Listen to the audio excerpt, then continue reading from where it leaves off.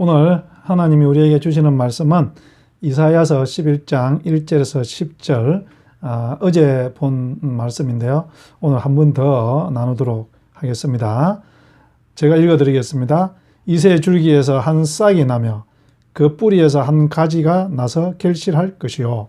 그의 위에 여호와의 영, 곧 지혜와 총명의 영이요, 모략과 재능의 영이요, 지식과 여호와를 경외하는 영이 강림하시리니 그가 여호와를 경외함으로 즐거움을 삼을 것이며 그의 눈에 보이는 대로 심판하지 아니하며 그의 귀에 들리는 대로 판단하지 아니하며 공의로 가난한 자를 심판하며 정직으로 세상의 겸손한 자를 판단할 것이며 그의 입에 막대기로 세상을 치며 그의 입술의 기운으로 악인을 죽일 것이며 공의로 그의 허리띠를 삼으며 성실로 그의 몸에 띠를 삼으리라. 그때에 이리가 어린 양과 함께 살며 표범이 어린 염소와 함께 누우며 송아지와 어린 사자와 살찐 짐승이 함께 있어 어린 아이에게 끌리며 암소와 곰이 함께 먹으며 그것들의 새끼가 함께 엎드리며 사자가 소처럼 풀을 먹을 것이며 젖먹는 아이가 독사의 구멍에서 장난하며 젖된 어린 아이가 독사의 굴에 손을 넣을 것이라.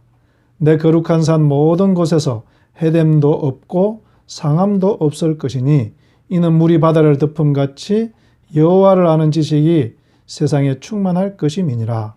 그날에 이새의 뿌리에서 한 싹이 나서 만민의 기치로 설 것이요 열방이 그에게로 돌아오리니 그가 그한 곳이 영화로우리라.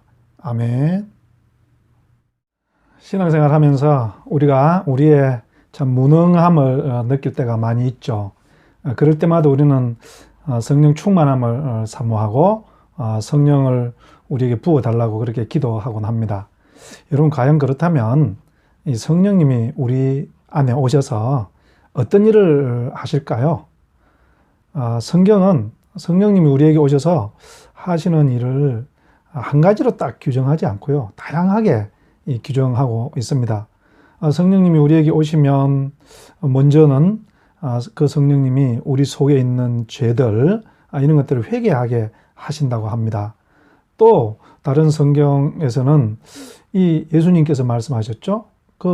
너희에게 보혜사를 보낼 텐데 그 보혜사가 말씀 가운데로 너희를 인도하실 것이다. 그러니까 성령님은요, 우리를 하나님의 말씀인 성경으로 인도하시기도 하죠.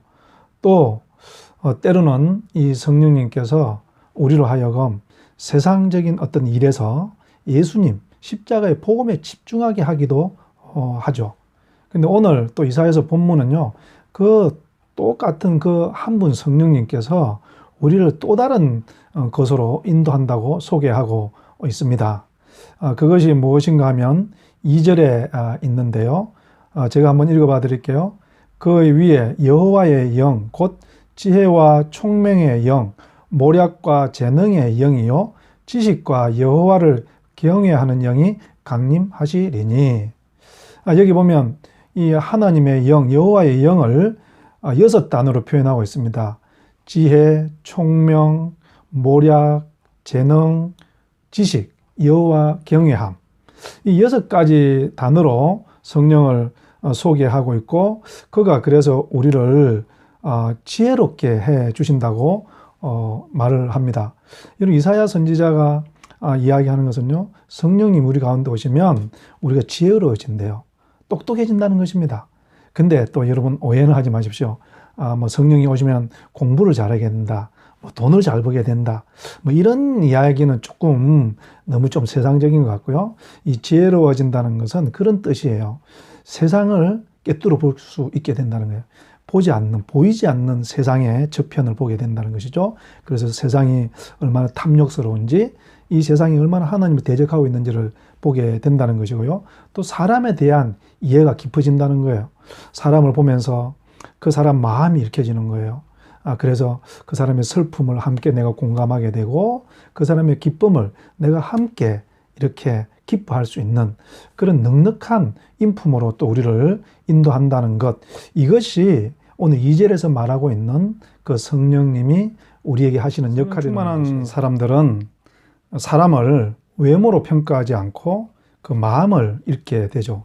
마치 솔로몬이 그 두 여인이 와서 재판을 해달라고 부탁했을 때 그 여인들의 주장만 듣지 않고 그들의 마음까지 꿰뚫어보고 재판을 하지 않습니까?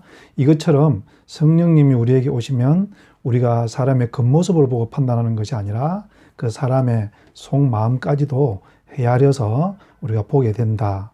그 말씀이 이제 11장 3절에 있습니다. 제가 읽어 드리겠습니다. 그가 여호와를 경외함으로 즐거움을 삼을 것이며 그의 눈에 보이는 대로 심판하지 아니하며 그의 귀에 들리는 대로 판단하지 아니하며. 이거 보세요. 성령님이 오셔서 하시는 일은 우리로 하여금 눈에 보이는 대로 귀에 들리는 대로 판단하고 정죄하지 않는다는 것입니다. 우리가 요즘은 얼마나 이 거짓 뉴스라는 것들 많이 있습니까? 그래서 뭐 공공연히 이제 거짓 뉴스가 많다는 것이 공공연한 사실이 되었고, 거짓말을 하면서도 부끄러움을 모르는 그런 어떤 지금 시대가 되어 있지 않습니까? 여러분, 그런데 어리석은 사람들은 그런 이야기들에 속아 넘어가고 그것들을 진실인 줄을 믿는다는 거예요. 여러분, 우리 예수 믿는 사람들, 성령의 사람들은 그 이야기를 듣더라도 듣는 대로 듣지 마시고 정말 진실을 헤아려낼 수 있게 되기를 바랍니다. 또 성령의 사람들은 이 눈에 보이는 대로 모든 것들을 판단하지 않는다는, 여러분, 눈에 보이는 것이 다 진실은 아니지 않습니까? 여러분, 귀에 들리는 것이 다 진실이 아니듯이 눈에 보이는 것도 다 진실이 아닙니다. 예를 들어 볼까요? 여러분, 태양이 도는 것 같지 않습니까? 태양이 돕니까? 지구가 돕니까? 태양이 돌지 않고요, 지구가 돕니다. 그런데 우리는 태양이 도는 것 같은 눈에 보이는 것들은 그렇게 보이지 않습니까? 그냥 눈에 보이는 대로 판단하는 것은 성령의 사람이 아니라는 것입니다. 그래서 눈에 보이는 대로 보지 않고 들리는 대로 판단하지 않는, 그래서 우리는 이 사람들을 평가할 때요, 그 속사람을 보고 평가해야 된다는 것입니다. 그리고 우리가 어떤 것들을 판단할 때도요, 정말 이렇게 정의롭고 공의롭게 해야 된다는 것이죠. 그 말씀이 이 4절, 5절에 있습니다. 제가 읽어봐 드릴게요. 공의로 가난한 자를 심판하며 정직으로 세상의 겸손한 자를 판단할 것이며 그의 입의 막대기로 세상을 치며 그의 입술의 기운으로 악인을 죽일 것이며 공의로 그의 허리띠를 삼으며 성실로 그의 몸의 띠를 삼으리라. 여러분, 이거는 여러 가지 어렵게 들리겠지만요, 공의로운 삶, 정의로운 심판, 이런 뜻입니다. 공의로운 삶이라는 것은 무엇입니까?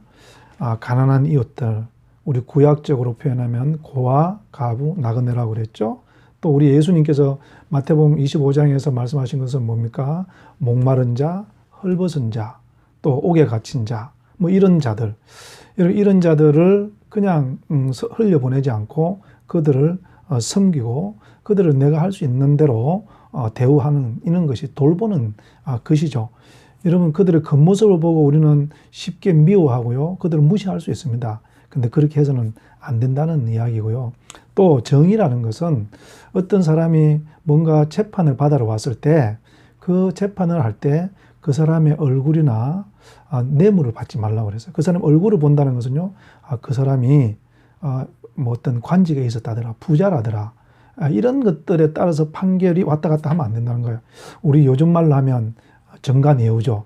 그죠? 정관예우가 있으면 무조건 성소. 그 상대방은 얼마나 억울하겠습니까? 이렇게 해서는 안 된다는 것이죠. 그 사람이 누구든지, 그 사람이 거지든지 대통령이든지 똑바른 이 공의의 잣대를 가지고 재판을 해야 된다.